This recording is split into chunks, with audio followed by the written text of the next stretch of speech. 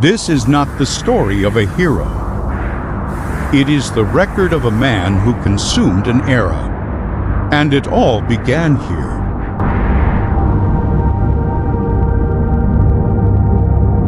Before the world knew his name, the land itself was already preparing him.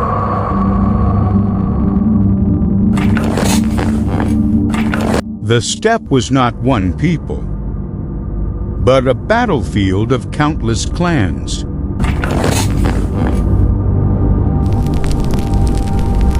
The boy's world collapsed in silence with his father's death.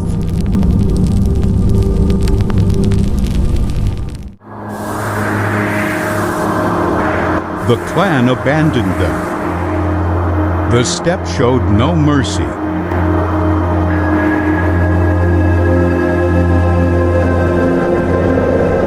That day, the boy learned how to survive on this land.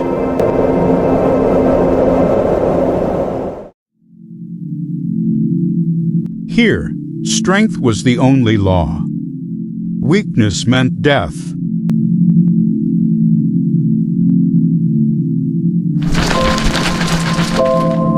His family was left unprotected. Allies turned away.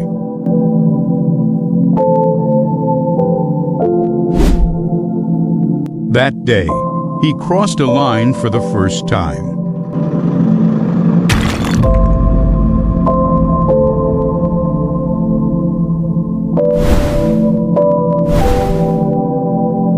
He ran to survive.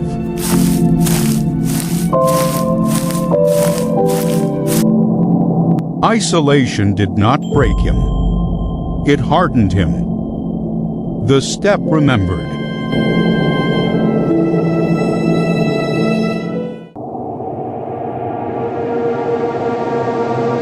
He stopped running. Survival was no longer enough.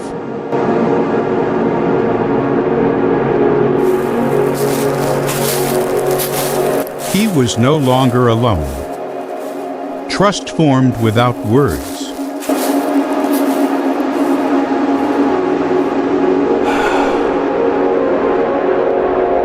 They made a vow, not by blood, but by choice.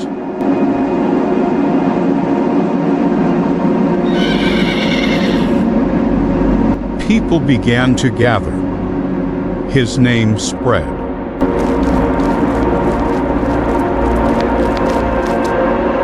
He was not yet a king, but everyone saw him. The steppe was preparing another name.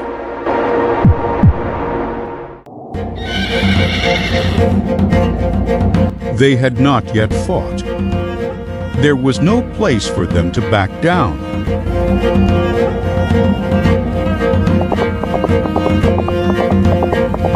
No signal was needed.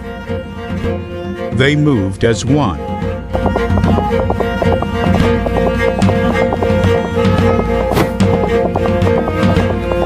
Speed became a weapon. The formation did not break.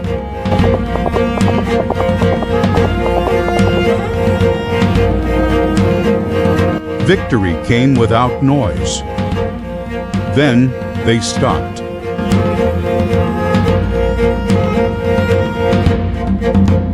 They survived there. The steppe remembered a new name. This was only the beginning.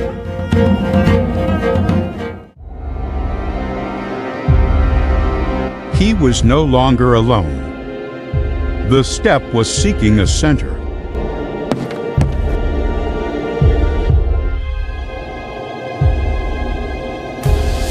He did not speak, yet everyone understood.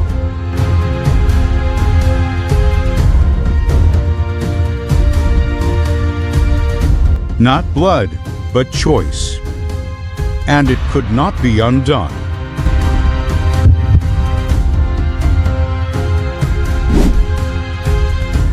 On this day, a name changed. Temujin was no more.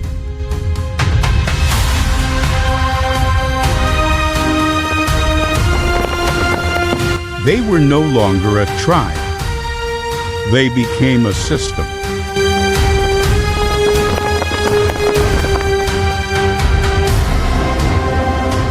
The steppe began to feel small. The world did not know yet. The steppe was no longer an isolated land. A single order began to move at a single speed. At the heart of it was Genghis Khan. His army did not stop. It moved not toward borders, but toward direction. The steppe became a road. Born on horseback, fighting on horseback. They were faster than the wind. In the lands they approached, there were walls, cities, and ancient orders. For now, no one knew. Two armies faced each other in silence. This was not a battle of numbers. It was a battle of method. They did not charge head-on. Instead, they moved apart. Too fast. The arrows were unseen, but it was already too late. Fear arrived first. They believed they were fighting. In truth, they were already surrounded. There was nowhere to run. The battle did not last long, but the memory did. This was the beginning.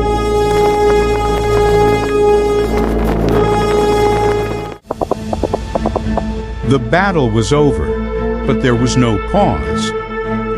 Victory meant the next move.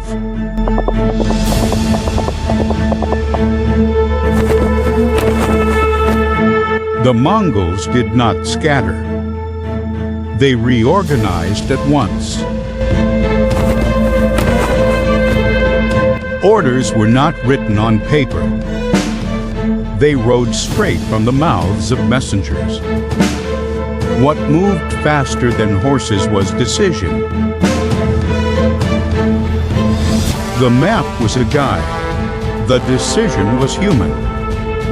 Hesitation meant defeat.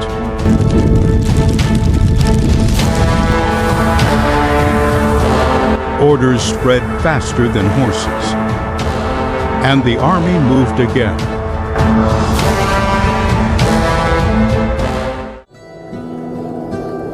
Their advance began not with shouts, but with motion. In silence, the war had already begun. From horseback, they read the land and the wind.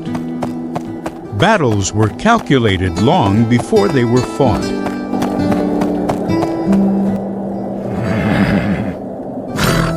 Even when they seemed still, their war was still in motion.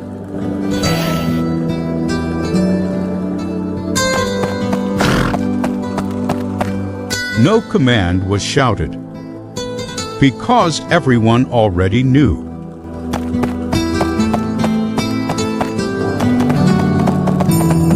This was not the march of a single tribe.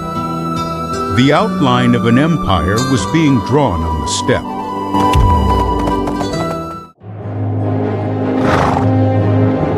He made them wait first.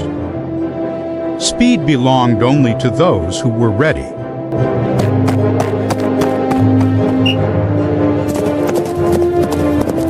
The signal was brief. Genghis Khan had already seen the outcome.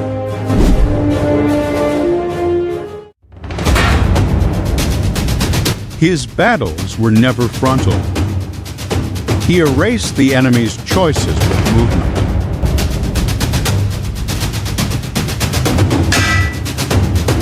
Fear spread faster than steel.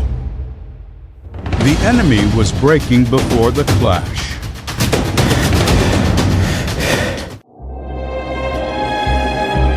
This was more than a victory. Genghis Khan had proven himself right. In the field where the battle is over, Genghis Khan looks at the battlefield in silence. This victory was not luck.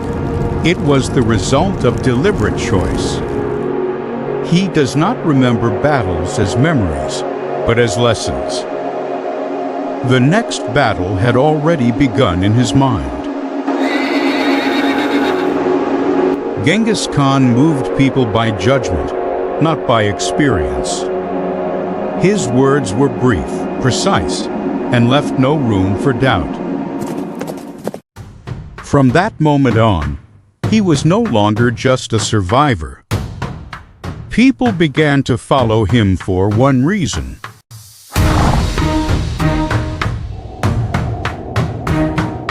He was not the strongest warrior, but he was the one who saw the farthest.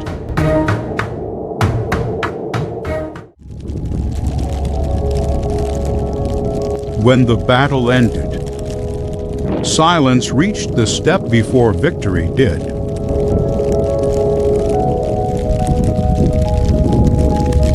Genghis Khan did not celebrate. He was already thinking of what came next.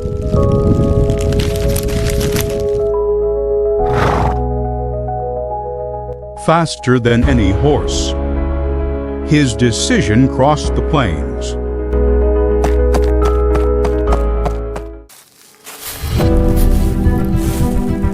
They did not ask why. They saw him and followed.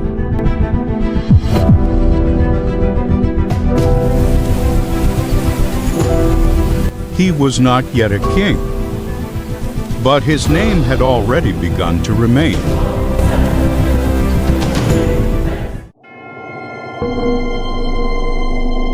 The battle was over, but his war had only begun.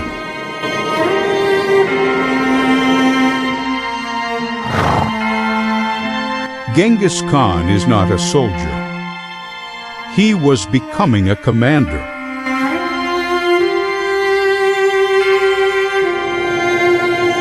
His orders arrived before the sound did.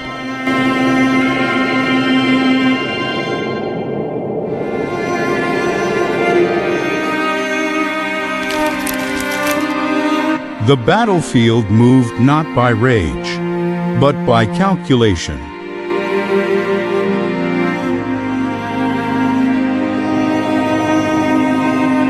This victory was not the end. Everyone could feel it.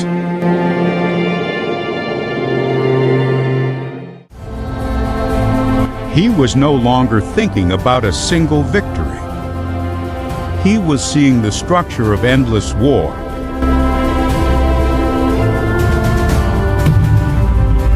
Speed, dispersion, encirclement. This was not instinct, it was calculation.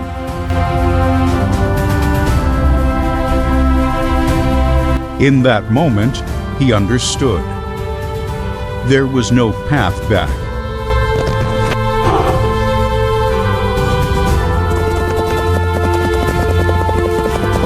A single decision began to redirect thousands of riders.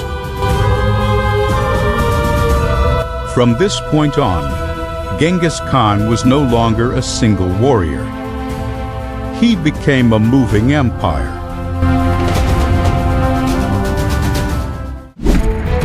When the battle ended, only silence remained. Yet his eyes were already looking ahead.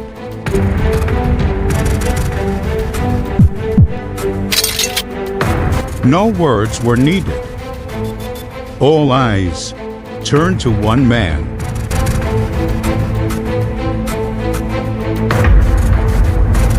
It was not a name being spoken. It was the moment when the times were chosen. He's no longer. It wasn't one tribe. He became the center of everyone.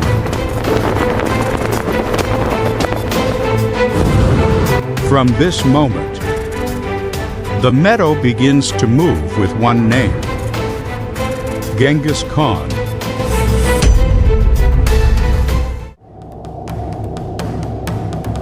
He was no longer a warrior struggling to survive.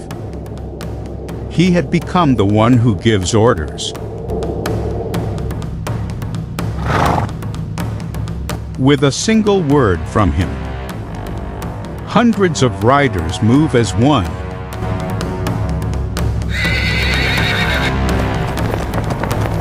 Genghis Khan did not stand at the front. He controlled the flow.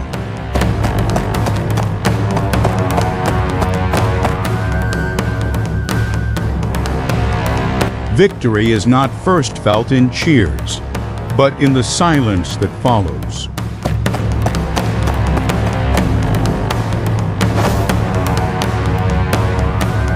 He knew this battle was only the beginning.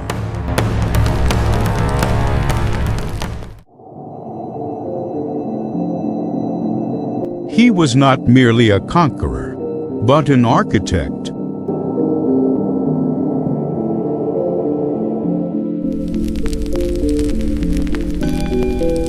Faster than words was his decision.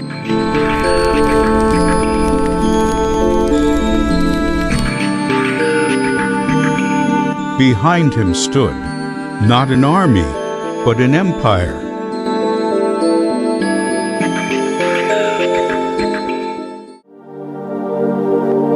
After conquest, solitude always remains.